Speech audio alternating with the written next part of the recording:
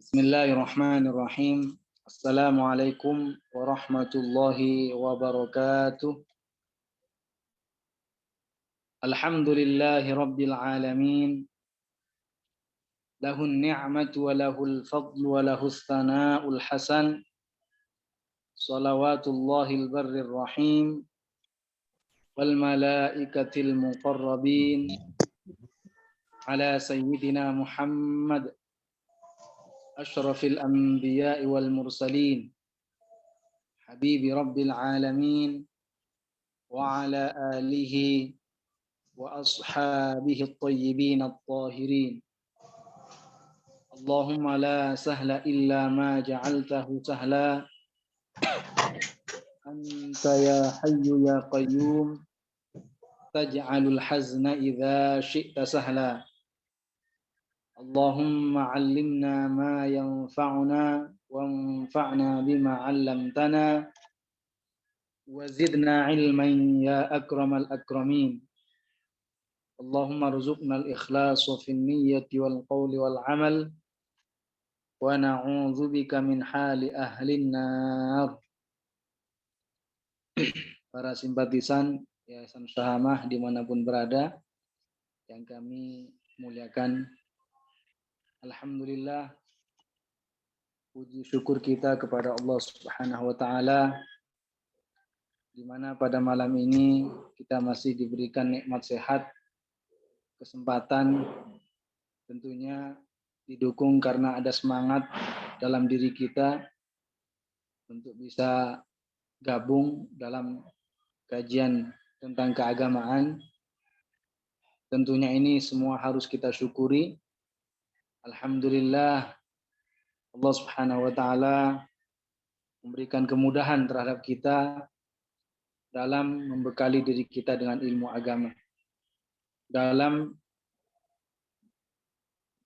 membentengi diri kita agar terhindar daripada siksa neraka, yaitu dengan belajar ilmu agama. Alhamdulillah, juga kita bersyukur kepada Allah Subhanahu wa taala dalam menimba ilmu agama, tentunya dengan sanad mata rantai yang sampai nyambung kepada para sahabat dan pada akhirnya sampai pada Nabi kita Muhammad sallallahu alaihi wasallam. Insyaallah pada malam ini, pada kesempatan malam ini kita akan membahas ilmu agama yang paling mulia dan paling agung. Sudah tidak diragukan lagi, sudah tidak asing lagi tentunya bahwa ilmu agama yang paling mulia dan paling agung dan paling diutamakan hanya satu, yaitu ilmu aqidah atau ilmu usuluddin atau ilmu tauhid atau dikenal dengan ilmu kalam. Jadi ini istilah-istilah yang mungkin di antara yang hadir pada malam ini mendengar istilah-istilah ini itu semuanya sama. Yaitu maksudnya adalah ilmu akidah, ilmu tauhid.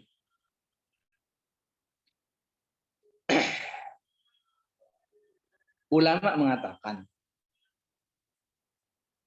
jika seseorang itu ingin memahami sebuah fan tertentu, fan ilmu nahu, supaya memudahkan dalam memahami materi tentang ilmu nahu, maka kenalilah istilah-istilah, kata-kata khusus yang biasa digunakan dalam pembelajaran ilmu nahu. Apa di antaranya? Ada fa'il, ada maf'ul bihi, ada masdar, ada hal, ada tamyiz. Ini istilah-istilah yang sudah lumrah. Ulama-ulama ahli nahu memberikan istilah-istilah tertentu seperti itu.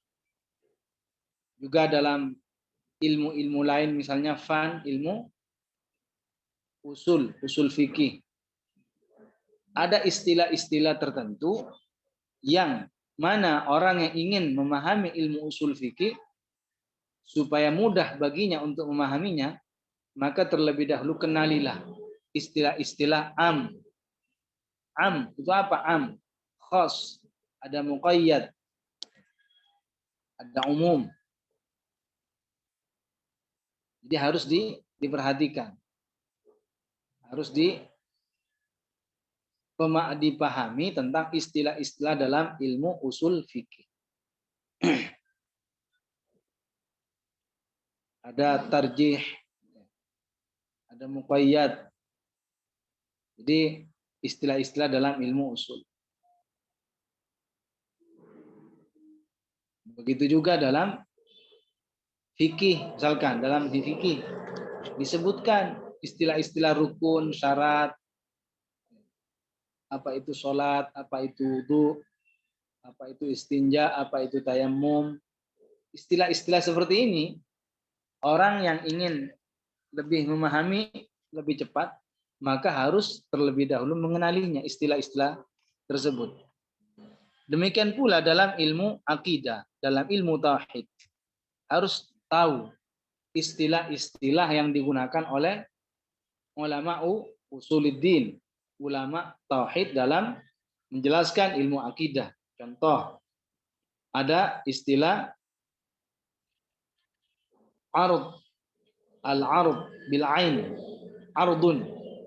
Ada istilah jisim, ada istilah al-jauharul fard, ada istilah hajm, ada istilah mahdud, ada istilah jisim kathif, jisim latif.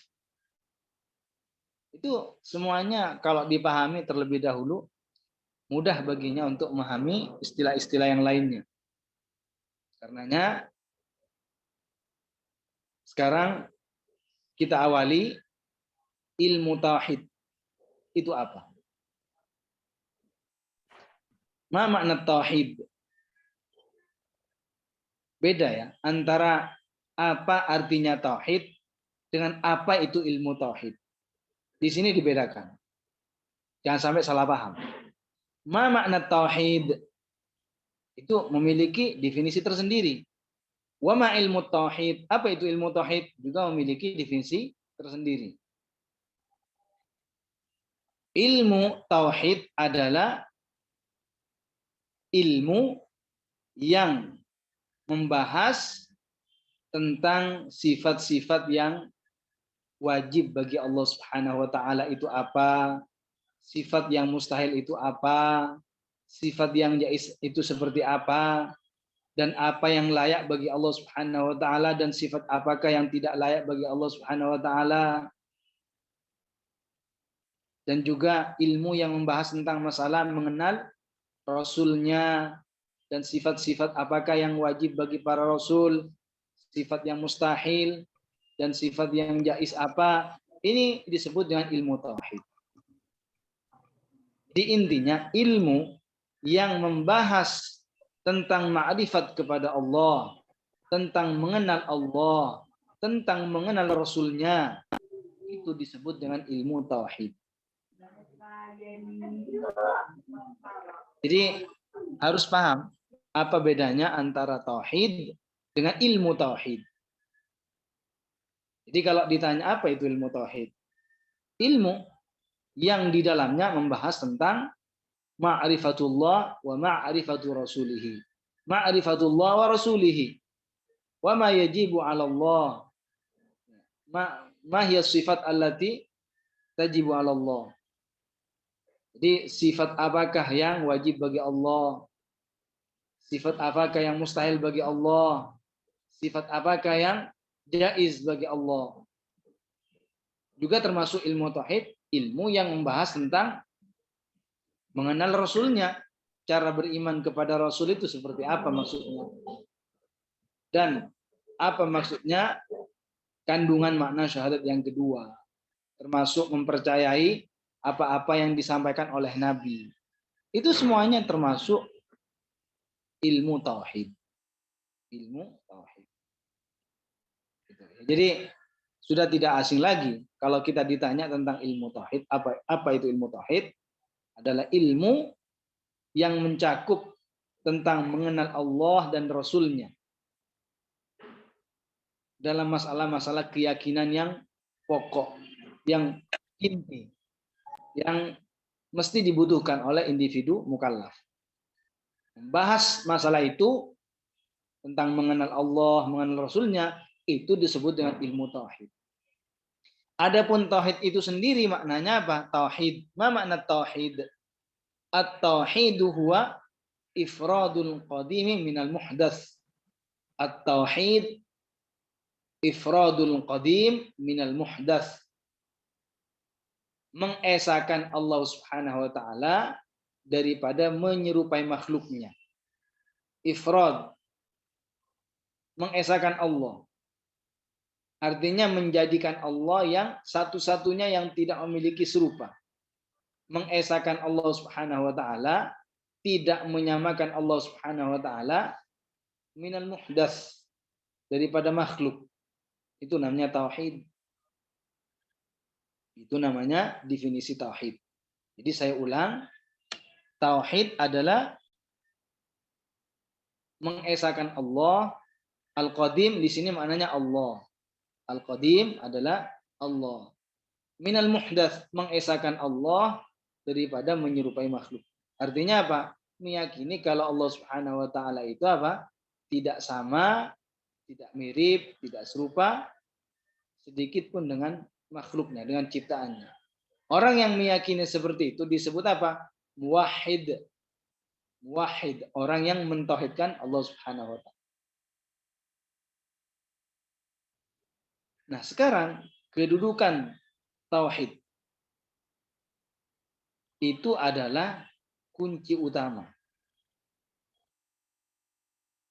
Meyakini dengan keyakinan yang benar tentang Allah dan Rasul-Nya itu merupakan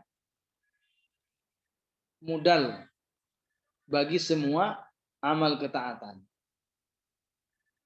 Keyakinan yang benar, kepercayaan kepada Allah dan Rasul-Nya dengan kepercayaan yang benar itu merupakan modal yang paling pokok dalam meraih dan memperoleh kebaikan-kebaikan yang lain. Karena akidah itu ibarat rumah adalah pondasinya. Keimanan seseorang kepada Allah Subhanahu wa taala, iman itu merupakan asas, merupakan pondasi bagi setiap amal. Sebagaimana rumah, pondasi adalah merupakan alat sesuatu berdirinya bagian-bagian daripada rumah itu sendiri yang lainnya. Jadi bisa tegak, bisa kuat, bisa kokoh dindingnya dan atapnya jika pondasinya itu diperkuat. Jika pondasinya itu dijadikan pondasi yang sangat kokoh. Makanya ditaruh berbagai besi, dikasih semen, dikasih yang lainnya, campuran-campuran yang lainnya, supaya kuat, supaya tidak mudah diombang-ambing oleh angin, bisa roboh, bisa jatuh. Begitu juga kita terus belajar tentang ilmu akidah, terus tidak bosan belajar ilmu tauhid. Kita tidak menafikan ilmu-ilmu yang lain, banyak ilmu-ilmu itu. Tetapi karena ilmu akidahlah dikatakan sebagai ilmu yang agung dan paling mulia, makanya kita tidak bosan-bosan untuk mengulang-ulang.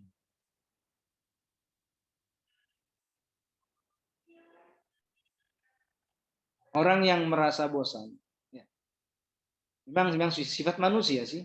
Memang sifat manusia, bosan terhadap sesuatu itu sifat manusia. Kalau sifat bosan dalam urusan duniawi, ya tidak mendapatkan apa-apa.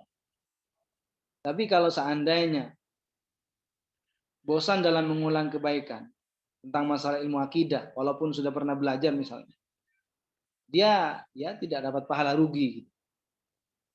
Rasulullah Nabi kita Muhammad sallallahu alaihi wasallam bersabda, "Ana a'lamukum billah wa akhsyakum lah.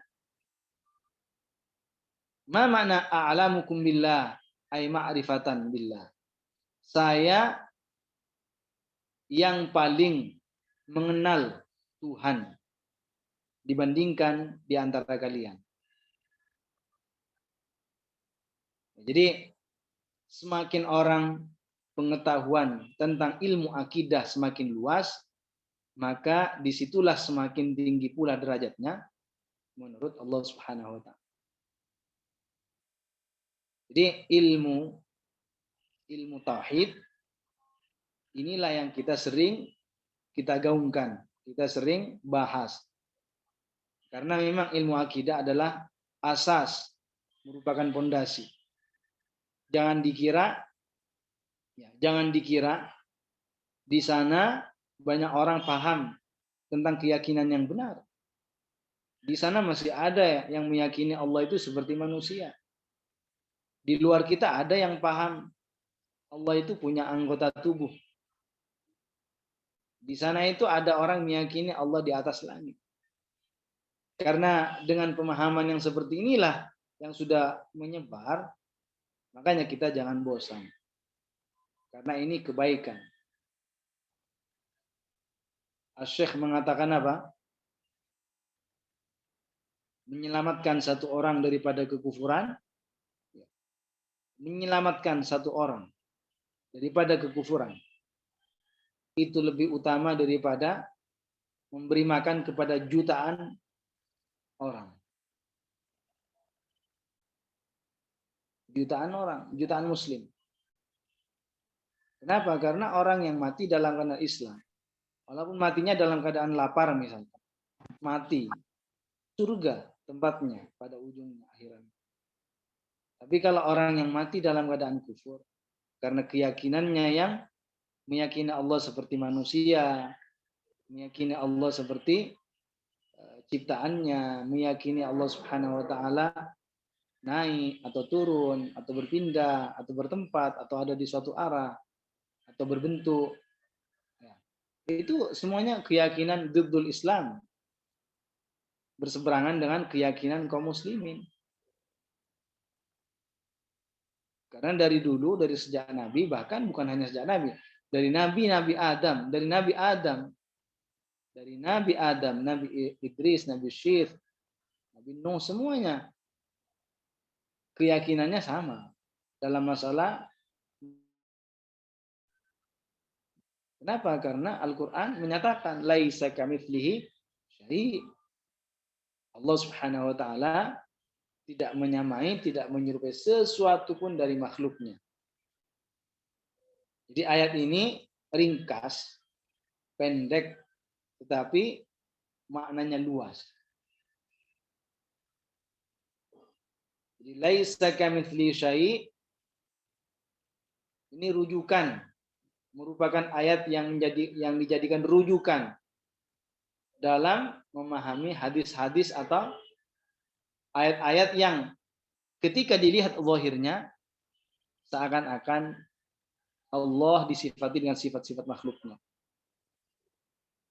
Di Al-Quran atau hadis itu ada istilah ayat mutasyabihat. Ayat mutasyabihat. Dan ada istilah hadis mutasyabihat. Sebuah ayat atau sebuah hadis yang zahirnya ayat atau zahirnya hadis itu seakan-akan Allah disifati dengan sifat makhluk. Kayak bergerak. Nah, ketika ingin memahami ayat mutasyabihat, ketika ingin memahami hadis mutasyabihat, bagaimana cara memahaminya? Maka terlebih dahulu melihat kepada ayat muhkamat, yaitu laisa kamitslihi syai'. Laisa kamitslihi syai'. Al-Quran, satu ayat dan ayat yang lain itu saling menguatkan, bukan saling bertolak belakang. Jadi diperhatikan, ayat Al-Quran antara satu ayat dengan ayat yang lain itu semuanya saling menguatkan, bukan saling bertabrakan. Ayat laisa kamitslihi syai' menunjukkan bahwa Allah tidak menyerupai sesuatu pun di antara makhluknya. Ayat wa huwa ma'akum aynama kuntum itu zahirnya, ayat ini zahirnya seakan-akan Allah itu bersama kita dimanapun kita berada. Si fulan kemana, di situ ada Allah. Zahirnya, kan? Zahirnya seperti itu. Padahal tidak demikian. Terus bagaimana cara menyikapi orang yang menemukan ayat mutasyabihat? Kembalikan kepada ayat muhkamat. Allah Subhanahu wa taala berfirman, "Laisa kamitslihi syai'." Allah tidak menyerupai sesuatu pun di antara makhluk. Nah, terus kalau ingin tahu maknanya gimana? Wa huwa ma'akum aina ma kuntum. Kalau tidak tahu makna ayat, pertama jangan dimanai, bilang tidak tahu. Karena Al-Qur'an itu bukan bukan bahan untuk perdebatan, bukan bahan untuk menguji kepandaian pikirannya sehingga berani untuk menafsirkan. Sebagian orang itu berani menafsirkan Al-Quran, berani menafsirkan hadis-hadis Rasulullah. Yang seperti ini tidak pernah dilakukan oleh para ulama. Menafsirkan sesuai dengan hawa nafsunya sendiri. Jadi ilmu agama itu amanah. Al-amanatu fil ilmi ahammu minal amanati fil mal. Amanah dalam ilmu agama itu lebih penting daripada amanah dalam harta. Coba perhatikan akibat daripada khianat dalam ilmu agama, daripada khianat dalam harta. Kalau ada orang menitipkan barangnya kepada orang lain untuk dijaga, untuk dilindungi supaya aman, supaya diambil orang, ternyata orang yang dititipin itu tidak amanah, khianat. Apa yang dirasakan oleh pemilik barang itu? Yang merasa dirugikan ya yang punya barang. La yatajawaz, tidak melewati yang punya harta, yang merasa dirugikan ya yang punya harta. Sampai di situ bahaya akibat karena tidak amanah dalam harta ya yang menjadi korban, yang merasa dirugikan ya hanya yang punya harta. Coba perhatikan kalau orang khianat dalam ilmu. Katakan apa contoh daripada khianat dalam ilmu? Berfatwa tanpa ilmu. Misalkan ditanya, Ustadz atau Ustadzah, ini saya tadi menemukan ayat. Ini apa ya maknanya? Saya nggak tahu. Orang yang ditanyakan itu, yang ditanya juga nggak pernah mendengar dari seorang guru yang fiqh, bisa dipercaya keilmuannya. Akhirnya dia apa? Akhirnya dia merasa takut dikatakan orang yang lemah karena sudah dikenal orang yang ngajar di mana-mana gitu kan. Sudah ngajar di sana di sini, sudah jamnya itu, jam terbangnya sudah banyak gitu. Tetapi suatu saat ada orang bertanya tentang ayat tertentu. Mudah-mudahan bukan kalian. Ditanya. Dan posisinya kalau dia tidak menjawab apa? Dikira saya lemah ini. Ustadz yang lemah nanti. Akhirnya dia memaksakan diri. Dia memaksakan diri. Oh, itu kayaknya sudah bahasanya seperti itu. Kayaknya itu seperti ini menurut saya. Menurut saya. Itu tidak amanah namanya. Kenapa? Karena Rasulullah mengatakan begini dalam hadisnya.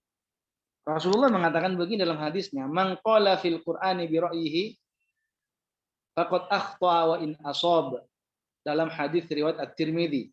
Dalam hadis riwayat At-Tirmidzi Rasulullah mengatakan man qala fil Qur'ani bi ra'yihi faqad akhta wa in asab. Barang siapa yang berkata tentang Al-Quran sesuai dengan pemikirannya, sesuai dengan pendapatnya, faqad akhta'a, maka sungguh ia salah, terjatuh ke dalam kesalahan.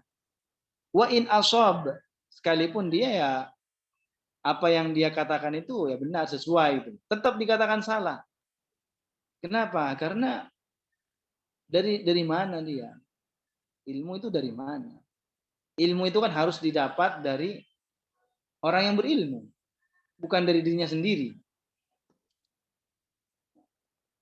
Al-Khatib Al-Baghdadi mengatakan apa? La yu'khadhul ilmu illa min afwahil ulama. Al-Khatib Al-Baghdadi mengatakan, la yu'khadhul ilmu illa min afwahil ulama. Tidak diambil, tidak diperoleh ilmu itu illa min afwahil ulama, kecuali dari orang-orang yang berilmu dan thiqat, bisa dipercaya keilmuannya. Nah, dari sinilah kita dapat memahami tidak setiap orang yang belajar boleh kita ambil ilmunya. Jangan keburu menyalahkannya. Tidak setiap orang yang belajar kita ambil ilmunya. Kenapa? Karena sebagian orang yang belajar terkadang sebagian, ya, bukan semuanya, sebagian tidak amanah. Tidak amanah. Buktinya ada orang udah belajar kemana-mana, ketika ditanya suatu perkara dan nggak tahu ilmunya, nggak tahu jawabannya, dia khawatir dinilai lemah. Dia khawatir dinilai orang yang tidak hebat. Akhirnya berfatwa. Akhirnya berfatwa tanpa ilmu. Berfatwa tanpa ilmu. Makanya akibat daripada berfatwa tanpa ilmu, akibatnya, keburukannya, kejelekannya, itu tidak hanya menjadi korban satu orang. Ini bertanya kepada si fulan, kasih jawaban tapi tidak sesuai, batil, fatwanya batil. Disampaikan lagi kepada si fulan menyampaikan lagi kepada si fulan, terus ngalir kemana-mana, kebatilan terus berjalan. Fatwa yang batil terus berjalan. Yang menjadi korban bukan hanya satu orang. Dan berfatwa tanpa ilmu ini bukan hanya di zaman sekarang. Ya. Adanya orang yang berfatwa tanpa ilmu bukan hanya sekarang. Di zaman Rasulullah pun sudah ada. Dulu mungkin ada yang pernah mendengar sebagian. Dulu ada orang kepalanya itu syujjah, ya, pecah, terretak, ya, luka intinya. Kepala ada seorang laki-laki itu kepalanya itu luka. Kemudian pada malam harinya itu hadas besar, junub. Kalau junub itu kan hadas besar. Kalau mau mandi itu kan, kalau mau sholat itu kan harus menghilangkan hadas besar. Sedangkan dia tidak bisa mandi. Gimana caranya gitu? Dia nggak sanggup, lukanya kena air, sementara dia harus sholat. Apakah dia mandi atau gimana? Akhirnya tanya itu. Tanya kepada sebagian sahabat. Apa sahabat itu bilang? Disuruh mandi. Orang laki-laki yang kepalanya itu luka, disuruh mandi. Akhirnya mandi, kemudian meninggal. Laki-laki itu meninggal. Sampailah kabar itu kepada Rasulullah. Sampailah kabar kematian laki-laki itu kepada Rasulullah. Apa kata Rasulullah? Cukup diusap, nggak perlu dikucurin air lukanya itu. Diusap, tayamum sebagai ganti daripada hadas mandi itu. Sesungguhnya obatnya orang tidak tahu adalah bertanya. Apa kata Rasulullah? Sesungguhnya obatnya orang tidak tahu itu bertanya. Bukan berfatwa tanpa ilmu. Jadi ini menunjukkan bahwa kalau kita baik yang sudah sudah pernah ngaji atau belum pernah ngaji sebelumnya, Kalau memang betul-betul tidak tahu tentang permasalahan keagamaan, lebih selamat kita diam. Lebih selamat kita diam. Bilang aja, saya akan tanyakan kepada orang yang lebih tahu. Saya akan tanyakan kepada orang yang lebih tahu daripada saya. Rasulullah nggak malu ketika ditanya oleh malaikat Jibril, nggak malu untuk mengatakan saya tidak tahu. Kan pernah Rasulullah dulu ditanya oleh malaikat Jibril, tempat apakah yang paling baik dan tempat apakah yang paling buruk? Apa kata Rasulullah? La adri. Jadi Rasulullah dulu pernah ditanya oleh sahabat tentang apa? Tentang tempat yang paling baik dan tempat yang paling buruk. Apa kata Rasulullah? La adri. Saya tidak tahu. As'alu Jibril, saya akan bertanya kepada Jibril. Itu loh. Rasulullah enggak segan, enggak malu. Justru apa? Rasulullah mengatakan as'alu Jibril, saya akan bertanya Jibril. Malaikat ketika ditanya oleh Rasulullah pun juga nggak tahu. Malaikat nggak pernah bermaksiat, nggak pernah durhaka. Ditanya tentang suatu perkara nggak tahu. Apa kata malaikat? Saya akan bertanya kepada Allah Subhanahu Wa Taala. Sampai pada akhirnya turunlah wahyu kepada Rasulullah bahwa tempat yang paling baik adalah masjid dan tempat yang paling buruk adalah pasar.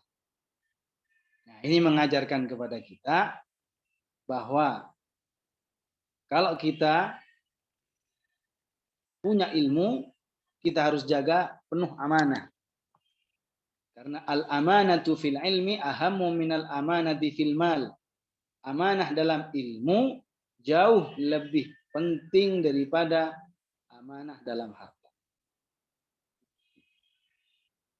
Jadi kembali kepada awal tadi masalah ilmu tauhid. Setelah kita tahu bahwa ilmu tauhid adalah asas, merupakan pondasi, maka disinilah beberapa perkataan ulama yang saya akan sebutkan, yang itu adalah mengokohkan akidah, prinsip akidah kita kepada Allah Subhanahu wa taala.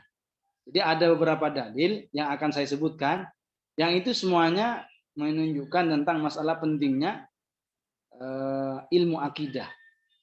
Berpegang teguh dengan akidah ulama salaf.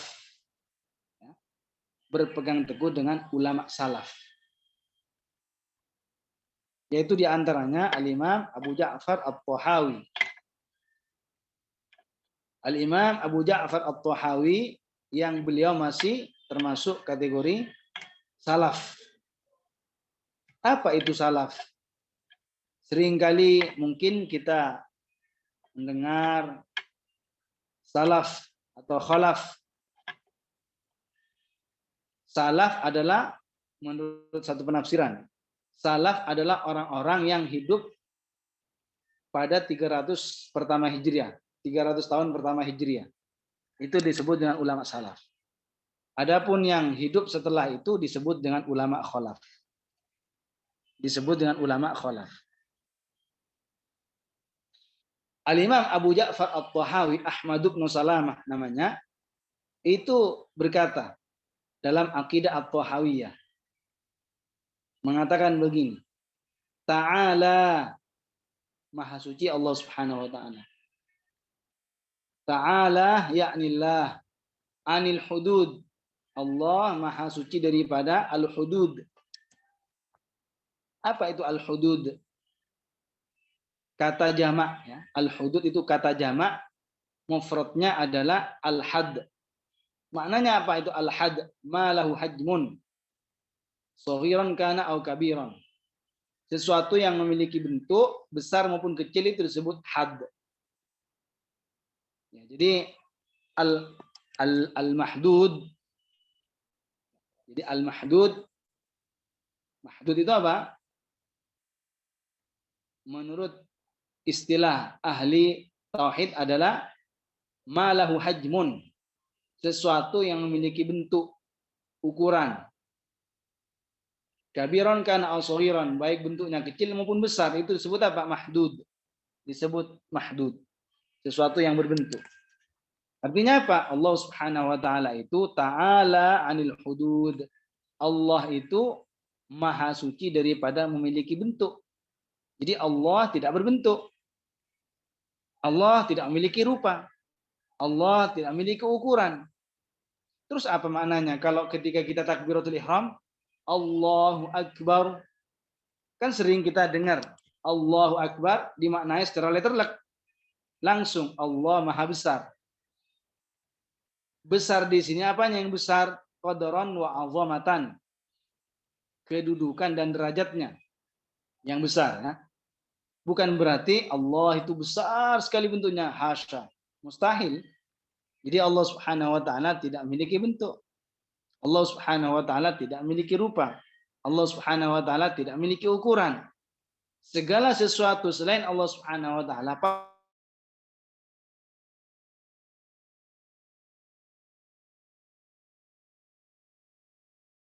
angin. Angin itu punya ukuran. Buktinya ada angin yang kencang sampai merobohkan rumah, ada angin yang biasa, sepoi-sepoi, ada angin ada bentuknya, ada ukurannya, ada ukurannya. Begitu juga dengan kegelapan, memiliki ukuran. Kalau sampean ngidupin lampu di kamarnya, otomatis kan memancarkan cahaya, sinar. Nah, cahaya itu kan tidak akan ke semua tempat, hanya lingkup di situ. Cahaya lampu itu hanya di situ aja, sekitaran kamarnya itu, nggak bakalan kemana-mana. Berarti kan ada ukurannya. Jadi kegelapan, cahaya juga. Kegelapan memiliki ukuran. Di sini sekarang malam. Ya, di sini malam. Coba di negara-negara lain masih siang. Berarti apa? Kegelapan pun juga memiliki ukuran. Cahaya pun juga memiliki ukuran. Kita manusia juga punya ukuran.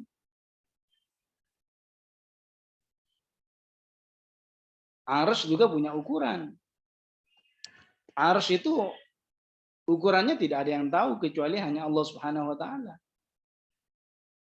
Satu-satunya makhluk, satu-satunya ciptaan Allah yang paling gede, yang paling besar hanya satu. Arsy.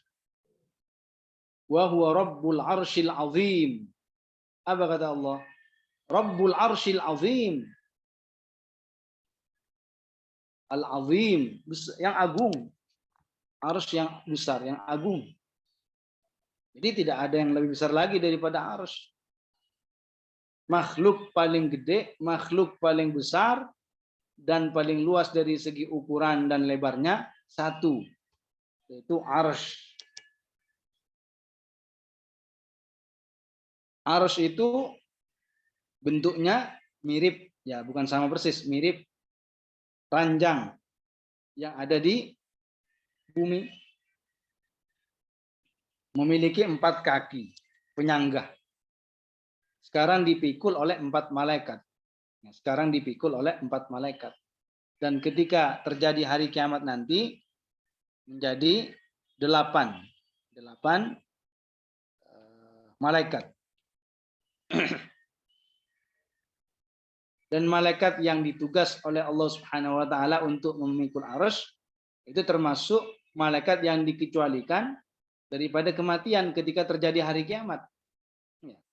Nanti kan ketika terjadi hari kiamat semuanya mati, binasa, sirna. Di antaranya itu malaikat yang ditugas oleh Allah untuk memikul arsy, tidak akan meninggal. Malaikat itu bentuknya besar-besar. Malaikat itu bentuknya gede-gede. Jadi besar-besar. Jadi orang yang meyakini Allah di atas arsy itu berarti dipikul, karena arsy itu dipikul oleh 4 malaikat sekarang. Berarti orang yang meyakini Allah di atas arsy berarti Allah lagi dipikul oleh 4 malaikat. Nauzubillah. Itu tidak benar, ya. Tidak benar, tidak ada. Itu bukan keyakinan umat Islam. keyakinan umat Islam meyakini Allah tidak bertempat. Entah di langit juga entah di bumi tidak bertempat. Dan nggak boleh mengatakan begini loh. Saya nggak tahu di mana tempatnya, apakah di langit atau di bumi. Jangan mengatakan seperti itu. Jadi kalau ada orang mengatakan seperti itu, saya nggak tahu apakah Allah itu di atas langit atau di bumi. Saya nggak tahu. Nah, itu tetap itu adalah keyakinan yang salah, yang bertabrakan dengan Al-Quran. Karena kalau mengatakan seperti itu berarti sama saja masih menisbatkan tempat terhadap Allah, cuma di mana tempatnya yang dia tidak tahu, iya kan? Dia masih meyakini kalau Allah itu berarti di atas arsy gitu. Meyakini Allah itu bertempat, cuma tidak tahu di mana tempatnya. Padahal keyakinan yang benar tidak boleh menisbatkan tempat kepada Allah. Kemudian orang-orang yang meyakini Allah di atas arsy atau di atas langit, alasannya karena arah atas itu arah yang sempurna katanya. Jadi orang yang meyakini Allah di atas arsy itu karena arah atas itu katanya karena arah yang sempurna. Makanya mereka meyakini. Apa jawaban kita kepada mereka? Kita tanya kepada mereka. Mana yang paling mulia dan paling agung? Malaikat atau para nabi? Para nabi tempat lahirnya di bumi dan dimakamkan di bumi. Malaikat tempatnya di langit. Mana yang paling agung, paling mulia? Nabi atau para malaikat? Malaikat atau para nabi? Jelas. Jawabannya adalah yang paling agung para nabi. Jelas-jelas Allah sendiri mengatakan wa kullan faddalna 'alal 'alamin. Masing-masing dari para nabi itu kami utamakan derajatnya di atas seluruh alam. Berarti para nabi itu apa? Afdalu khalqillah. Para nabi itu merupakan ciptaan Allah yang paling agung, paling utama. Jadi malaikat dari segi kedudukan masih di bawah para nabi. Jadi tidak benar kesempurnaan itu kedudukan tingginya kedudukan itu bukan dari segi tempat. Jadi tingginya sebuah derajat, tingginya sebuah kedudukan bukan diukur dari segi tempat. Ada seorang raja. Biasanya apa kalau seorang raja dijaga oleh security, harusnya dijaga. Penjaganya itu di mana? Di sekeliling rumahnya. Ada yang ada di lantai pertama, ada lantai kedua, ada ketiga, ada keempat. Dijaga, takut ada serangan menyerang raja. Rajanya ada di bawah. Rajanya ada di lantai bawah. Maksudnya ada di lantai pertama. Sedangkan penjaganya yang mengamankan itu ada di mana-mana, tersebar, menyebar di mana-mana. Terus kalau ditanya mana yang paling tinggi kedudukannya? Penjaganya itu atau rajanya itu? Makanya tingginya kedudukan itu bukan dari segi tempat. Seandainya kedudukan itu meniscayakan tingginya derajat, lebih utama para malaikat daripada nabi. Karena nabi tempatnya di bumi, malaikat di atas langit. Jadi keyakinan kita adalah seperti yang diyakini oleh Imam Abu Ja'far At-Tahawi. Apa? Allah maha suci daripada berbentuk. Ta'ala ya'nillah anil hududi. Wal ghayat. Juga Allah subhanahu wa ta'ala maha suci daripada al-ghayat. Apa itu al-ghayat? An-nihayat. Batasan-batasan akhir. Nih lihat ke sini. Sampean lihat kitab. Dari sini ada batasnya. Mulai dari sini sampai ke sini. Dari sini sampai sini itu namanya an-nihayat. Begitu juga orang pasti ada batasannya, mulai dari kepala sampai kaki, dari pinggir kanan sampai ke kiri misalkan. Pasti ada batasan-batasan akhir. Itu kita. Allah Subhanahu wa taala tidak demikian. Itu makna daripada al-ghayat. Allah Maha Suci, wal ghayat, dan juga an-nihayat, batasan-batasan akhir. Wal arkan, Wal arkan, juga Allah Subhanahu wa taala maha suci daripada sisi al-jawanib, sisi kanan, sisi kiri, sisi depan, sisi belakang, sisi atas, sisi bawah. Makanya lebih baik dijauhi kata-kata di sisinya. Ketika ada orang meninggal, apa sebagian orang? Katanya apa? Mudah-mudahan diterima rohnya di sisinya. Apa di sisinya di sini? Kalau maksudnya Allah bertempat, kalau ada orang meyakini Allah bertempat, kemudian rohnya ada di sampingnya, di sisinya, di samping dekatnya, itu berbahaya bagi akidah. Makanya lebih baik diterima aja oleh Allah Subhanahu wa taala, diterima oleh Allah. Ainal muskilah? Mana yang menjadi masalah kalau langsung mengatakan semoga diterima amal ibadahnya oleh Allah Subhanahu wa taala. Karena ya takut orang salah paham ketika mengatakan di sisinya. Di sisi. Di sisi apa di sisi? Jadi kalau Allah Subhanahu wa taala maha suci daripada diliputi oleh arah. Jadi bukan berarti Allah ada di sisi kanan kita, sisi kiri kita, sisi depan, belakang, atas, bawah.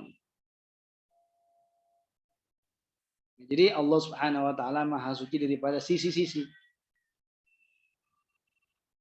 Wal a'dha, dan juga Allah Subhanahu wa taala maha suci daripada memiliki anggota tubuh. Anggota tubuh besar seperti wajah, seperti tangan. Allah Subhanahu wa taala maha suci.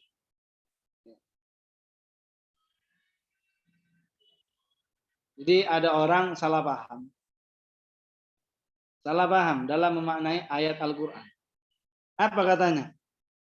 Allah itu semua anggotanya utuh, semua anggota tubuhnya hancur, kecuali cuma satu yang tidak hancur. Gara-gara salah memahami ayat kullu syai'in halikun illa wajhah. Nah, ini sering disalahpahami juga.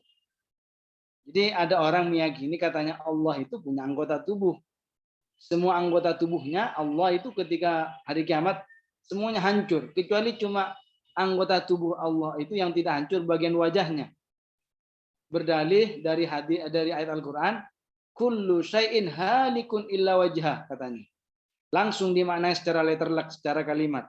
Segala sesuatu itu hancur illa wajhah, kecuali wajah Allah. Alhamdulillah. Allah Subhanahu wa taala seandainya memiliki wajah, ya sama dengan kita. Sama-sama memiliki wajah. Apa bedanya antara makhluk dengan penciptanya? Jadi Allah Subhanahu wa taala tidak sama dengan makhluknya. Allah Subhanahu wa taala tidak memiliki anggota tubuh berupa wajah. Allah Subhanahu wa taala tidak memiliki anggota tubuh.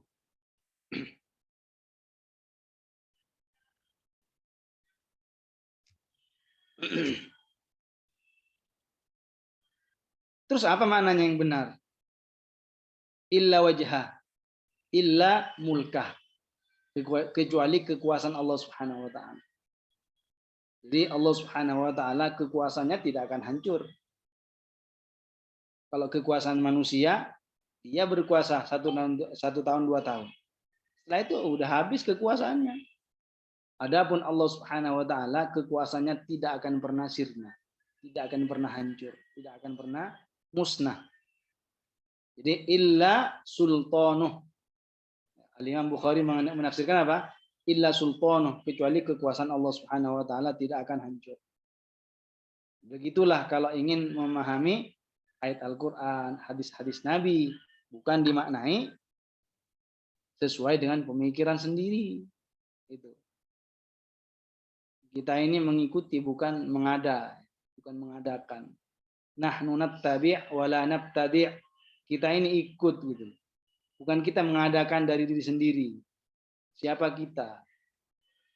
Hendaknya masing-masing dari kita mengetahui kemampuan batasnya dirinya sendiri. Hendaknya masing-masing dari kita supaya selamat, tidak salah-salah dalam masalah keagamaan, lihatlah dirinya sendiri. Kalau sudah lihat, ya jangan lewati, jangan langgar. Batasnya kemampuannya segini ya segitu. Saya kemampuannya segini, jangan melebihi, bahaya. Begitu. Tidak semuanya kita ini manusia diciptakan oleh Allah Subhanahu wa taala sama dalam kepandaian, sama dalam kemampuan. Tidak. Ada yang ilmunya lebih luas, ada yang biasa. Makanya kita harus melihat bagaimana batasnya ilmu kita sampai mana. Jangan melewati. Jangan sampai melewati batasan yang ada pada diri kita sendiri. Biar kita selamat. Artinya apa yang saya ingin tekankan?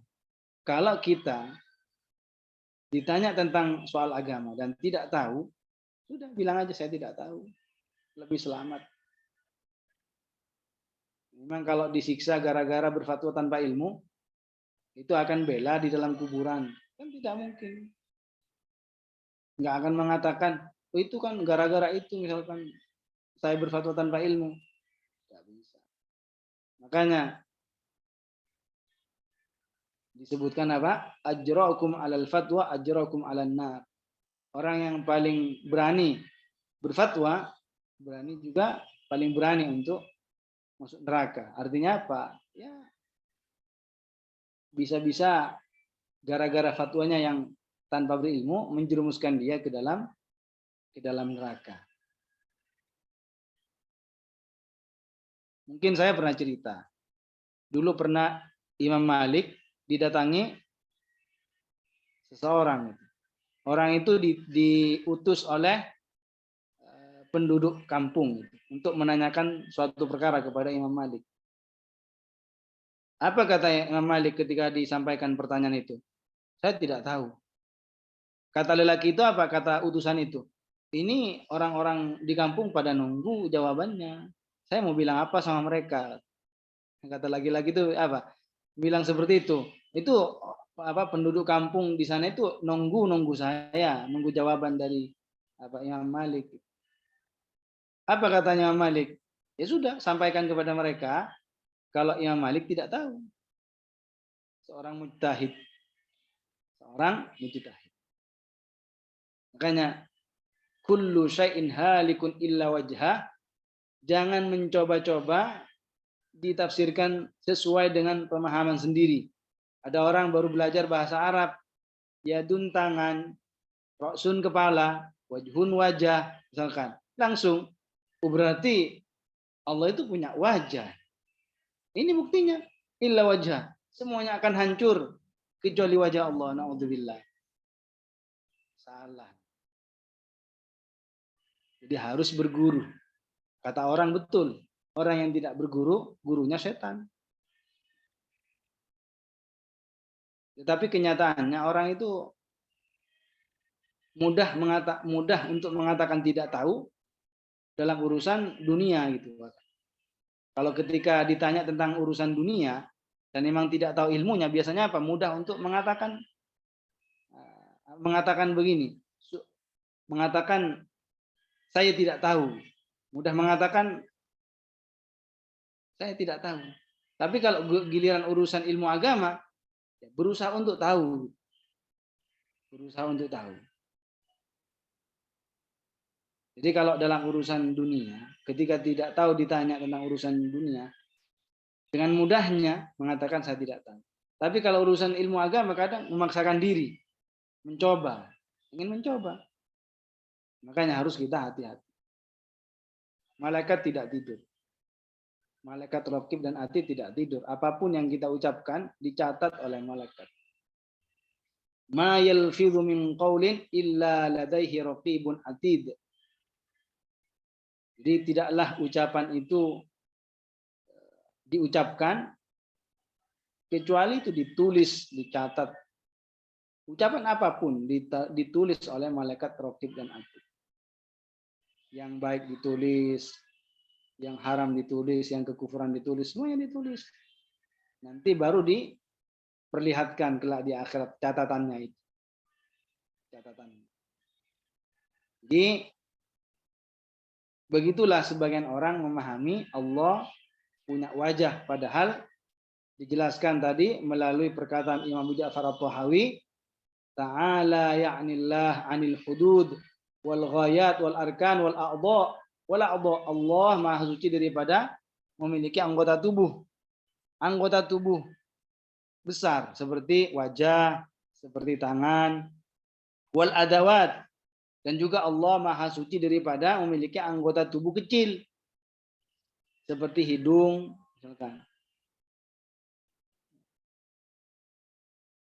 Seperti mulut, seperti anak lidah. Anak lidah itu anggota tubuh yang kecil. Allah Subhanahu wa taala tidak sedemikian.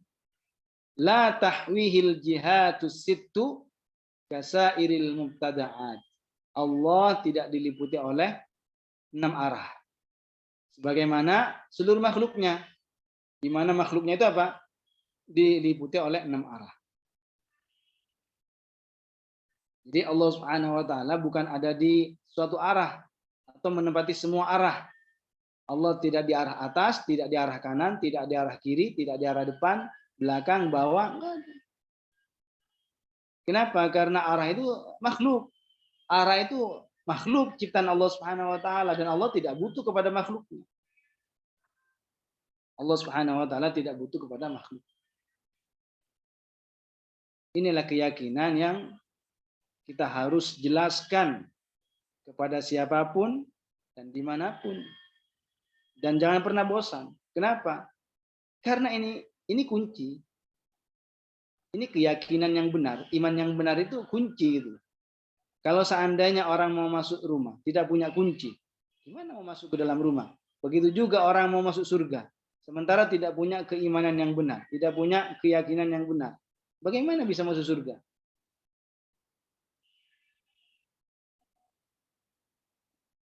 Al-Imam An-Nawawi mengatakan, man mata muwahhidan dakhalal jannah. Barang siapa yang mati dalam keadaan bertauhid, artinya beriman, dakhalal jannah, pasti masuk surga. Berarti kalau mati dalam keadaan tidak bertauhid, tidak meyakini keyakinan yang benar, berarti tidak masuk dalam surga.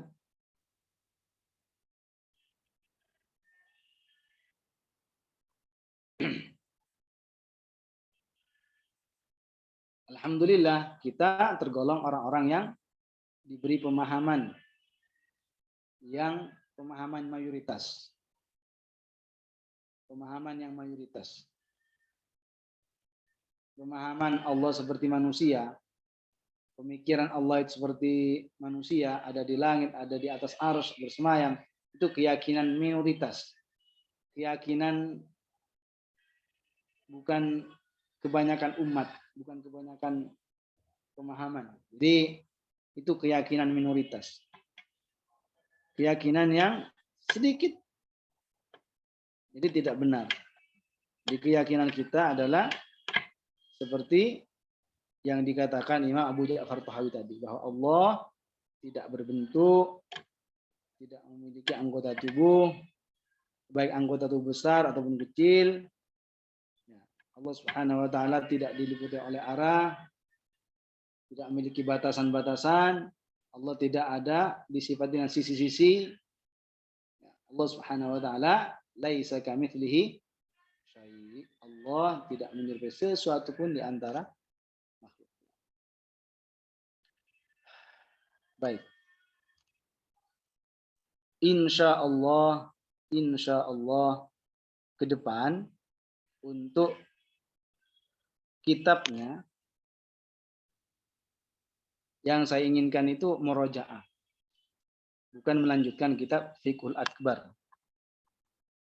Dengan tujuan, tentunya punya tujuan supaya kita benar-benar menguasai ilmu-ilmu yang kecil-kecil terlebih dahulu, baru kita meluas.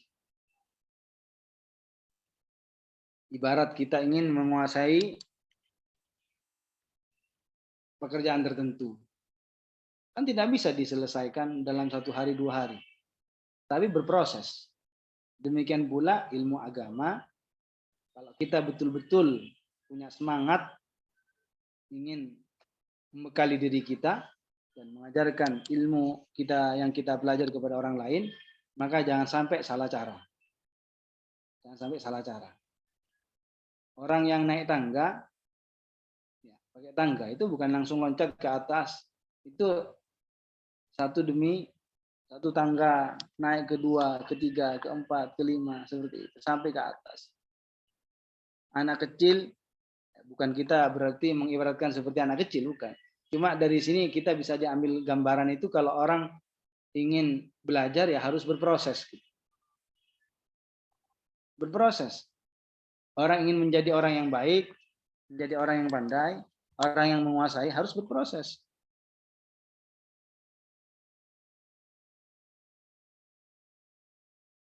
Orang ketika ingin mendorong perahunya, sampannya, mendayung, itu kan bukan hanya satu dayung, berkali-kali kan. Nah, begitu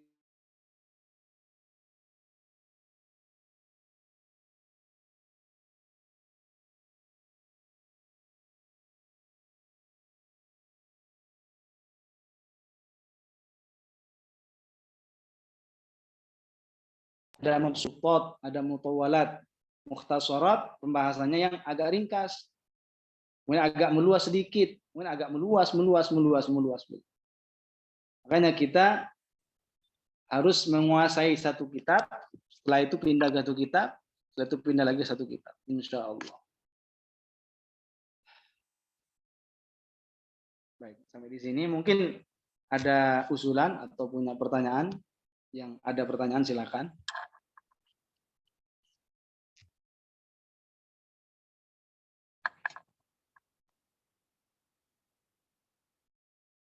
Baik. Kalau nggak ada kita tahlil.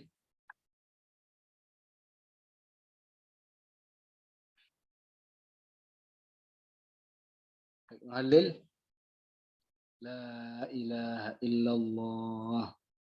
Allahumma sholli ala sayyidina Muhammad wa ala alihi wa sahbihi wa sallim. Rabbi ighfir li wa li walidayya wa lil mu'minina wal mu'minat.